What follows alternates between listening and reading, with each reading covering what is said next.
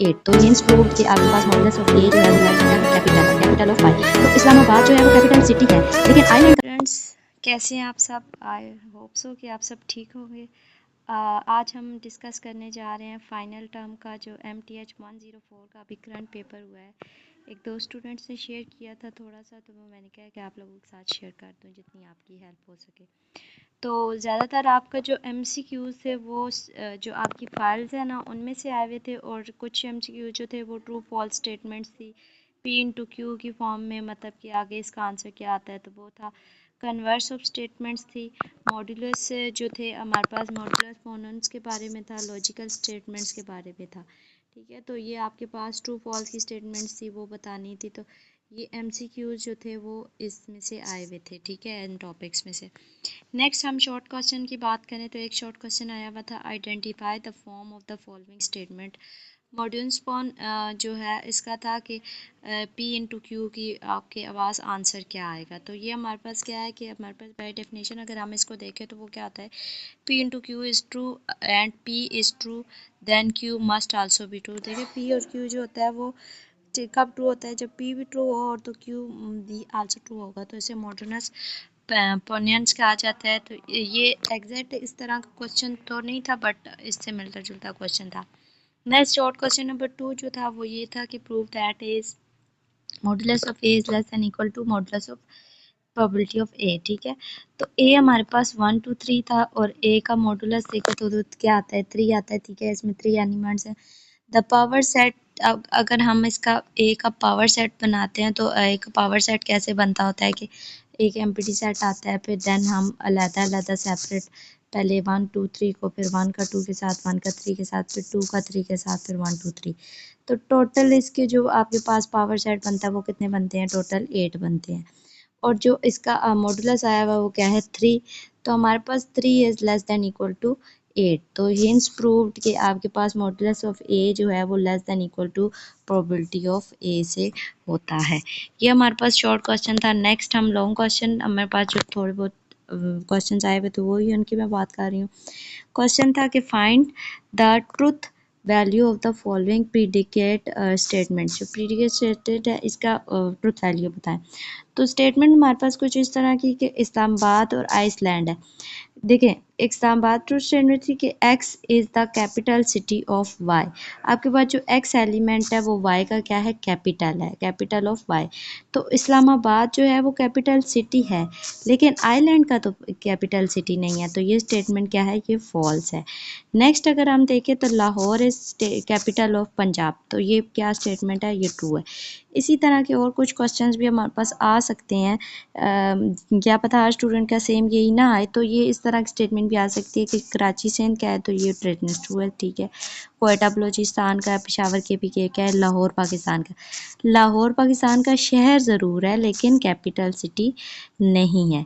तो ये क्या स्टेटमेंट है, ये फॉल्स स्टेटमेंट है। इसके साथ हम आगे चलते हैं। हमारे पास और क्वेश्चन कौन कौन से आए हुए थे।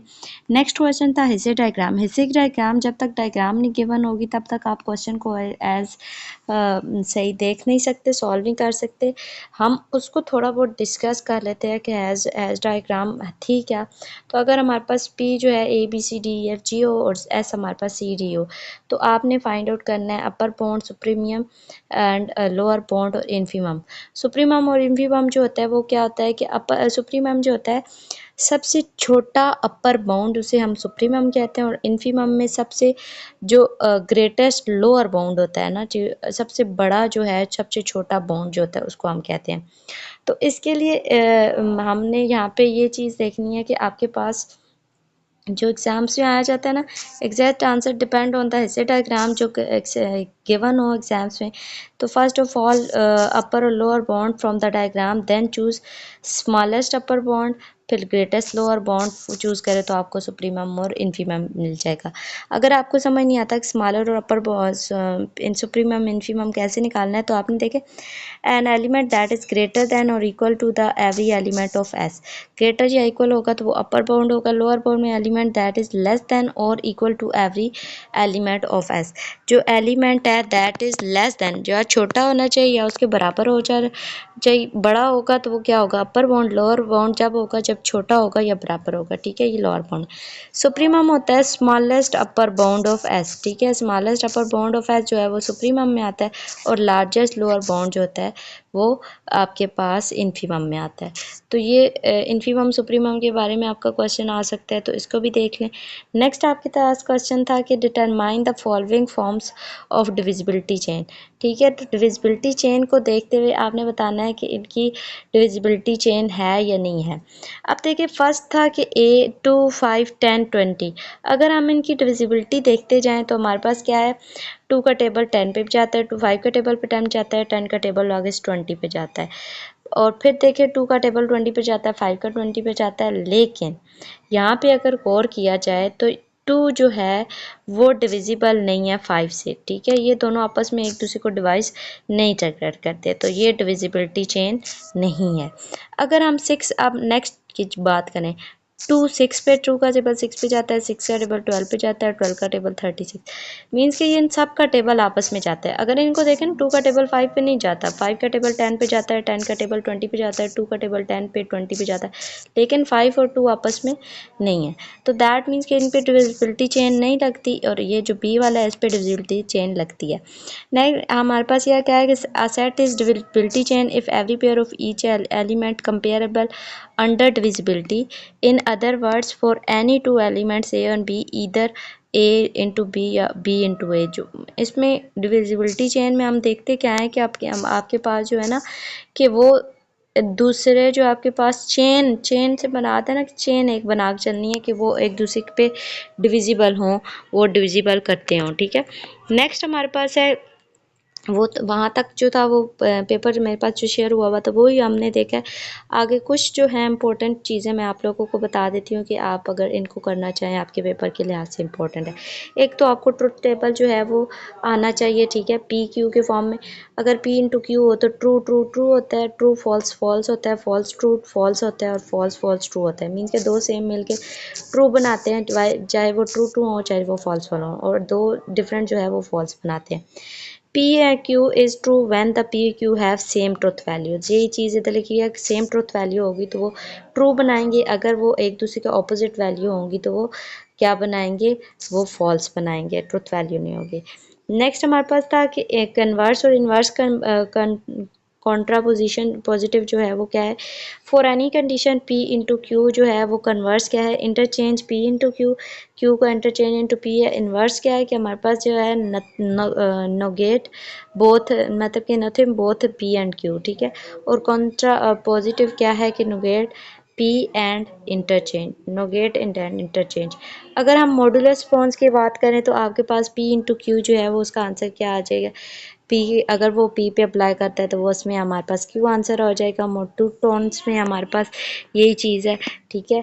ये क्वेश्चन आ सकते हैं, आपने इनको एक दफ़ा देख लेना है कि आपके पास हेप्थोलिक सिलेगिज्म क्या होता है कि या डिस्जंक्टिव सिलेगिज्म क्या होता है।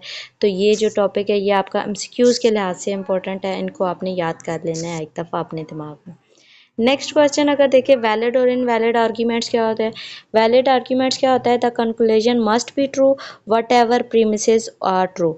अगर कंक्लूजन हमेशा ट्रू होगा अगर हमारे पास प्रीमिसेस आर ट्रू होंगे। इनवैलिड आर्ग्यूमेंट के बारे में अगर देखा जाए तो वो क्या आपके पास, it is possible for premises to be true while the conclusion is false. Some premises में पॉसिबल होता है कि आपके पास जो है वो प्रीमिसेस ट्रू होंगी लेकिन कंक्लूजन जो है वो उनका फॉल्स निकलता है, ठीक है। आगे हम अगर इसको देखें कि लॉजिकल इक्विवेलेंस क्या है कि two statements are logical equivalent if they have same truth value in all possible cases. Logical equivalent होती हैं अगर उनकी ट्रुथ वैल्यू जो है वो सेम हो सारे पॉसिबल केसेस में। देन हमारे पास टोटोलॉजी, कंट्राडिक्शन, कंटेंजेंसी है। तो टोटोलॉजी क्या कहता है, statement that is true in all possible cases. सब पॉसिबल केसेस में हमारी स्टेटमेंट ट्रू होती है, तो ये हमारे पास टोटोलॉजी में आ जाए। कॉन्ट्राडिक्शन में क्या आता है, अ statement that is falls in all possible cases. सब में अगर वो फॉल्स आ रहा है तो वो क्या है, कॉन्ट्राडिक्शन में आ जाता है। कंटेंजेंसी में हम देखते हैं कि a statement that is true in some cases but false in others. कुछ केसेस में ट्रू होता है और कुछ बाकी केसेस में जो है वो फॉल्स होता है। फिर देखिए सम इम्पोर्टेंट थेरी जो है एमसीक्यूज़ के लिहाज से अगर हम और कुछ देखना चाहें तो क्या है, पावर सेट क्या होता है, the set of subset of the set of all subset of a set, वो पावर सेट होता है। मीन्स के जो सेट के आगे जितने भी सेट बनते हैं वो सारे हमारे पास पावर सेट आता है। क्वांटिटी कोडेंटी कोडेंलिटी जो है वो number of elements in a set होती है। ठीक है, पावर सबसेट क्या होता है, उसको हम रिप्रेजेंट करते हैं A subset B and A is not equal to B. A B का सबसेट है लेकिन ए बी के और बराबर नहीं है आपस में। यूनिवर्सल सेट क्या होता है कि जिसके अंदर सारे सेट पाए जाएँ। एम्प्टी सेट जो होता है जिसके अंदर कोई एलिमेंट नहीं होता। यूनियन में हमारे पास ए और बी के सारे एलिमेंट्स पाए जाते हैं। इंटरसेक्शन में सिर्फ ए और बी के वो एलिमेंट्स पाए जाते हैं जो दोनों में कॉमन हो।